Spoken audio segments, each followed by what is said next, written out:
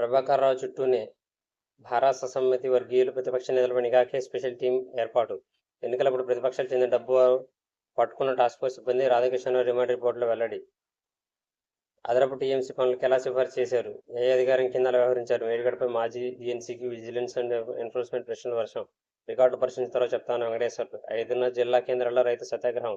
హామీలు నెరవేర్చిన కాంగ్రెస్పై అన్నదాతలు ఆగ్రహం. కేంద్ర మంత్రి భాజపా రాష్ట్ర అధ్యక్షుడు కిషన్ రెడ్డి. హామీల అమలులో కాంగ్రెస్ విఫలం. లోక్సభ ఎన్నికల్లో ఆ పార్టీని ఓడించాలి. కడియం వెంటనే ఎమ్మెల్యే పదవికి రాజీనామా చేయాలి. మంత్రి హరీష్ రావు. కేసీఆర్ పాపం తెలంగాణకు శాపం. విద్యుత్ సంస్థలపై లక్షల కోట్లు ఆయన తప్పులు సరిదిద్దుతూ వస్తుంటే మమ్మల్ని ఆడిపోసుకుంటున్నారు ఉప ముఖ్యమంత్రి భట్టి విక్రమార్క. 7,149 ధాన్య కొనుగోలు కేంద్రాల ప్రారంభం. అన్నింటిలో మద్దతు ధర చెల్లింపు ఏర్పాటు. సమస్యలపై ఫిర్యాదులకు టోల్ ఫ్రీ నెంబర్. పౌర సరఫరాల కమిషనర్ వెల్లడి. వరంగల్ అభ్యర్థిగా కడియం కావ్య ప్రకటించిన ఏఐసీసీ.